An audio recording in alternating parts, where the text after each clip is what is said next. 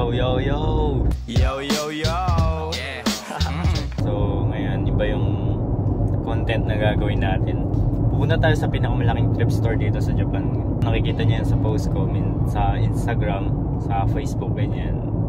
Nakailang punta na rin ako at meron na rin ako mga nakuha. Nagdadrive na ako ngayon. And gamit ko tong Kuruma ni Saya. Yung Kuruma ko kasi andun sa bahay, iniwan ko na lang. Ito lang muna yung gagamitin natin. And 1 hour yung biyahe papunta doon. Let's go! 30 minutes na lang, nandun na tayo. And malapit na yan. Konting montage muna tayo kasi wala lang. Let's go!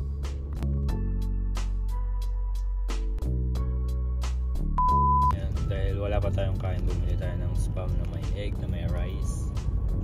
Yan. So, dalawa yung binili natin. Nandun yung isa. So, ito yung una. Kinagatan na natin. Gutom na tayo kaya bumili muna tayo sa convenience. Dumaan muna tayo dun. So, let's go! Malapit na tayo. Dahil nakilang daan na ako dito. Lagi ko nakikita tong Miyata. Ay, shish! Ayun, natakpan siya, sayang. Hindi ko mapakita sa inyo. Ayun, yung yellow na yun. Ganda, no? Pangalawa na natin to. Sarap kaya nito. Try nyo din. Tapos na tayong kumain. And 2 minutes na lang nandun na tayo. Mga dalawang liko na lang, guys. Isang right plus isang left. Gago! So, doon na tayo. So, John green na and let's go! Hindi ko makita yung Shingo. Left and right na lang. Isang combo na lang. And yun, sana may mahanap tayo na maganda. Good luck sa akin.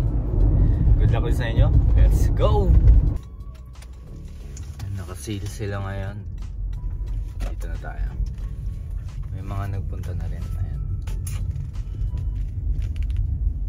Let's go!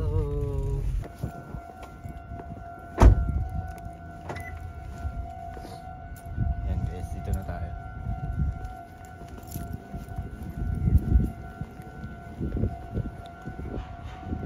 Pinaparenta nila yan.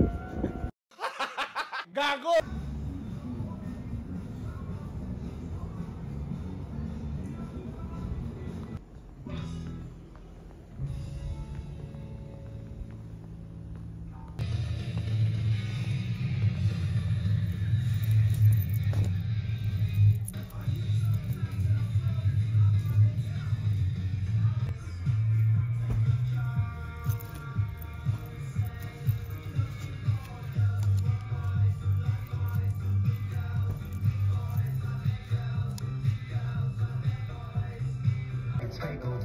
I just came by to sing. When the time is near, I get lost in thought, knowing how to wish the precious time is caught. Don't give it all away, save a bit for me.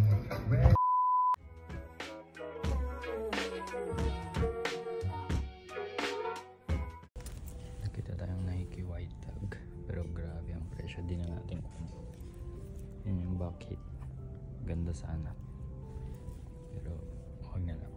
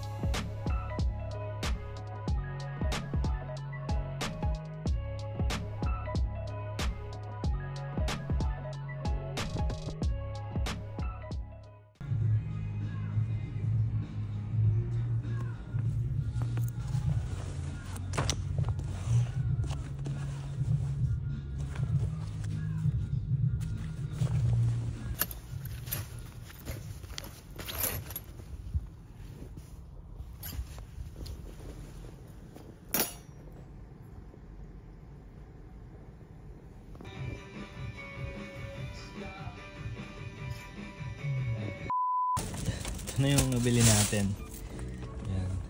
Dito na. Buksan natin ito. May pakita ko sa inyo. Yan. Grabe, napakainit. So tapos na tayo mag-shopping. Naka ano lang to. Dito yung receipt. Pakita ko sa inyo. Wait lang dito muna. Ito yung nagastos natin. 6,060 lang. So hindi ka makakabili sa kanila ng 4,000. Dapat mga 5K ka pataas. So ayan, nagastos natin is 6,000. Ito yung nabili natin. Isang Rogers Soccer.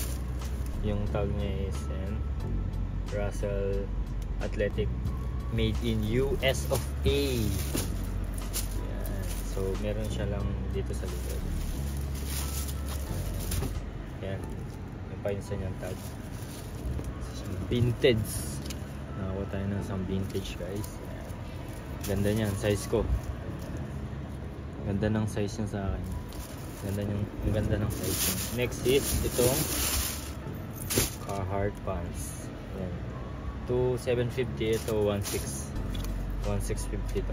Ito 2,750. Yan. Size 31 times 30. Yan. Tag niya.